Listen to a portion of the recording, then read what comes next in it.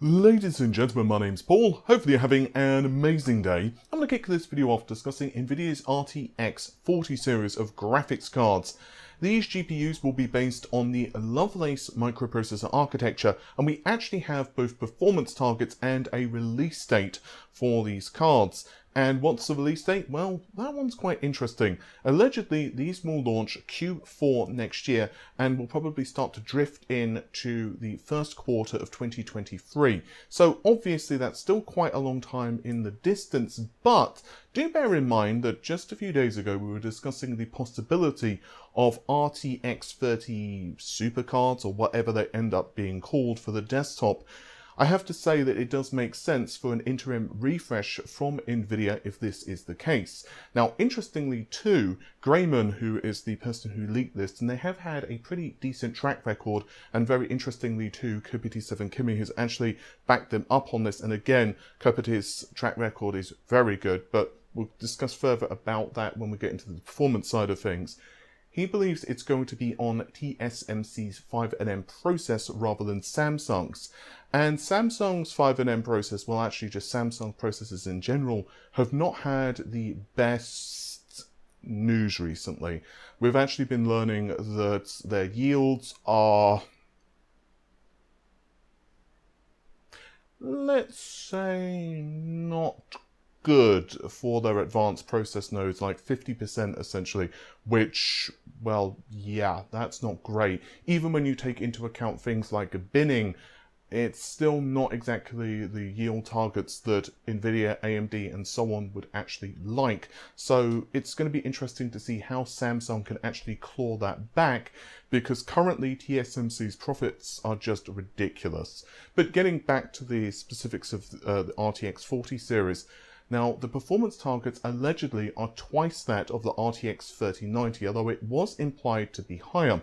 And the reason I find this really interesting is because if you go back to some of my exclusives, mostly I was talking about RDNA 3, but I was told that the performance targets of RTX 40 were around 2.2 times that of RTX 30.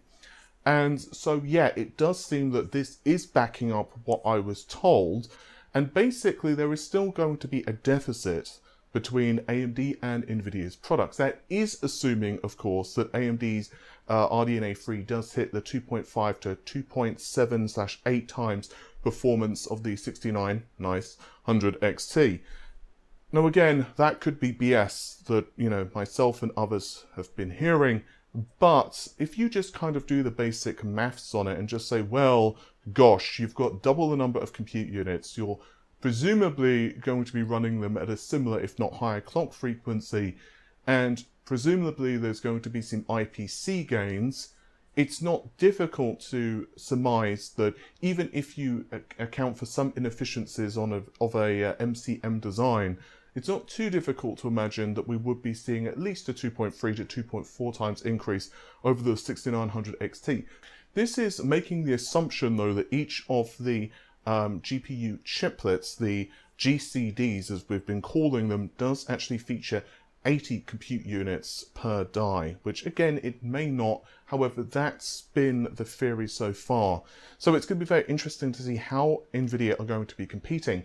Again, this is what I was told, and I'll just reiterate it here, but I'll try to remember to link a couple of videos with this in the description. But I was told that Nvidia are probably going to have a small performance advantage in ray tracing, although we are discussing at the moment engineering samples versus non-released engineering samples, and that, well, yeah, it's not like these are anywhere close to final production silicon. You know, we're talking at the moment with RDNA 3, for example, I'm being told that they're very early silicon. So this is like, you know, it's kind of out of the theory crafting into reality, and that's why we saw that small performance jump, but this is nowhere near close to production ready silicon. And I don't know what the state exactly of RTX 40 is, but again, things can change here, and things like clock frequency and power targets, who knows what Nvidia are going to want to crank this thing up to. And you know,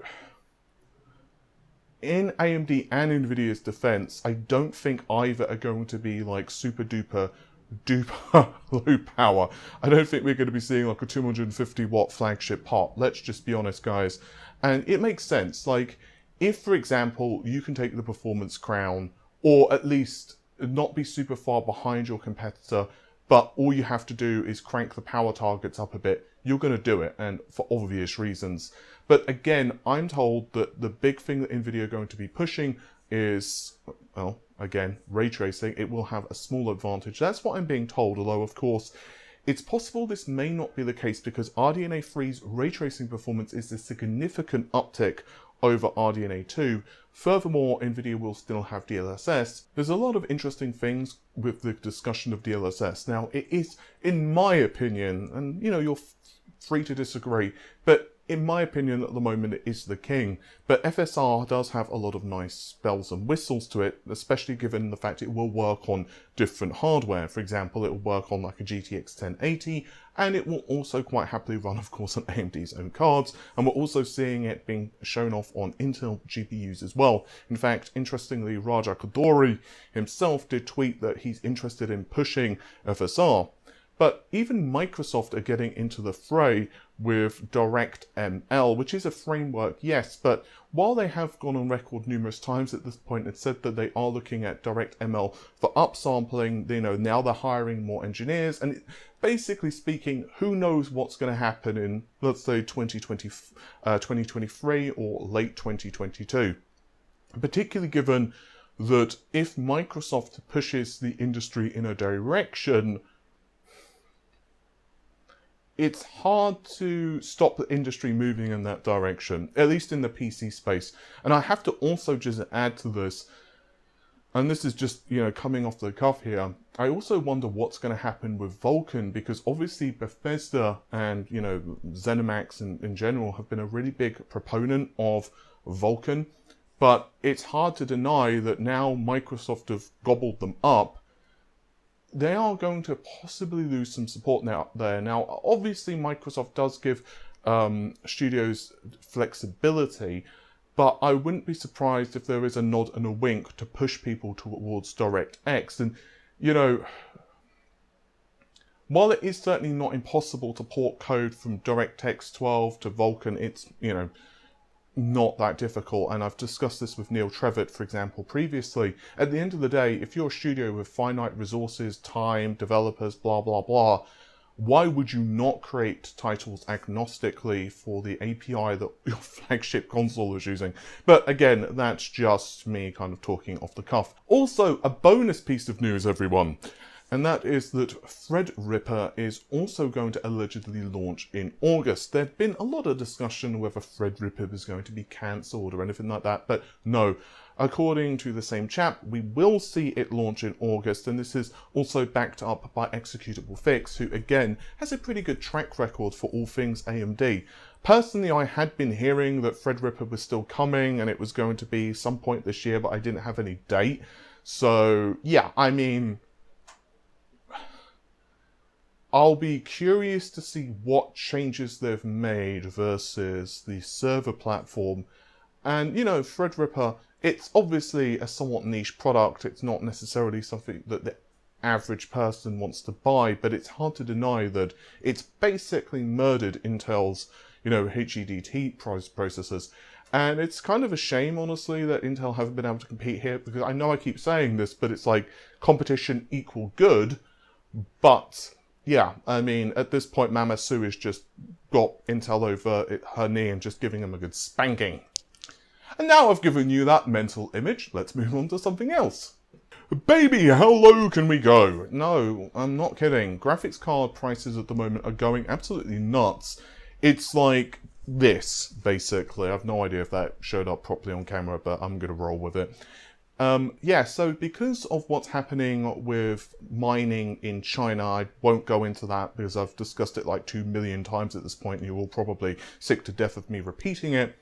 Well, yeah, basically miners are panic selling their graphics cards.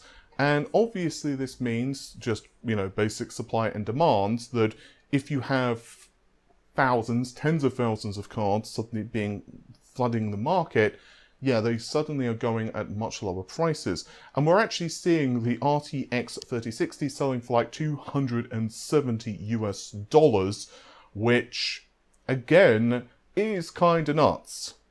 I want to give credit to both The Block and videocards.com, the latter of which I spotted the story for, well, the story, I backed myself into a corner there. But either way, yeah, it's really interesting we're seeing this. And prices for cards in the UK and the US and Germany are starting to get better. Availability is no longer like, oh, they're out. And I will be very curious to see what happens when AMD launches their new cards, Nvidia launches new cards, what actually occurs. Because, you know, at the height of the mining boom, people were literally buying laptops for mining. You know, they're running on like, you know, 3080Ms or whatever. And clearly, you know, we're kind of moving away from that now. Now, obviously, mining is very volatile, and I'm sure that there's going to be other peaks and troughs coming into the future. However, possibly in the short term anyway, things might start to settle down a little bit. And that, to me, is a really good thing. I'm curious how you guys are dealing with this, like in terms of availability. I know a lot of people were just sitting out. And, you know, there is a really good argument to be had to just kind of waiting right now. And honestly, it's kind of what I'm advocating. Now, I'm going to assume that you don't need your rig for work and that your current graphics card is not going kaboomski. If that's you, if you're doing something like, you know, 3D animation, or you are, you know, a gamer and it's your pastime and your graphics card's just gone boom and you need to buy a new one, then obviously that's on you. However, for most people, if you've got a decent card in particular, let's say, for example, like an RX 5700 XT or a 1080 Ti or whatever, I would kind of just wait and see what happens in the market. And I'm going to be very interested to see what happens with the Super series of cards. Now, I do think that there are some really awesome GPUs available. The 6800 XT, in my opinion, from the AMD lineup, if you can get them at MSRP, is like the sweet spot. It does have the drawbacks of lower ray tracing performance. And on the Nvidia side, the obvious GPU would be the 3080. The problem is, of course, you've only got 10 gigabytes of RAM. I would much prefer, I've said multiple times at this point, for 12, but it is what it is. But yeah, obviously that's been the card that every miner has wanted to procure. But interestingly, I'm even seeing reports now and people kind of occasionally emailing me or DMing me saying, oh, I've got a 3080. And I'm really happy about that. That's awesome.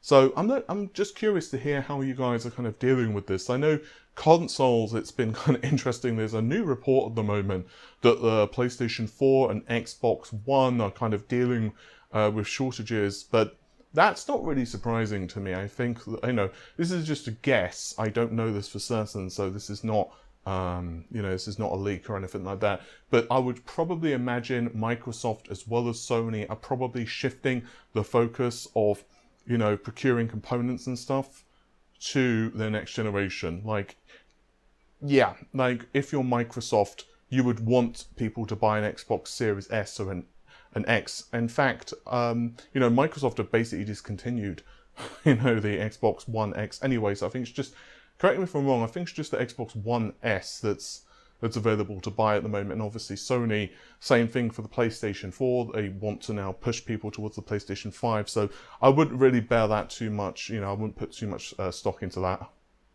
That was a really bad pun that was not intended.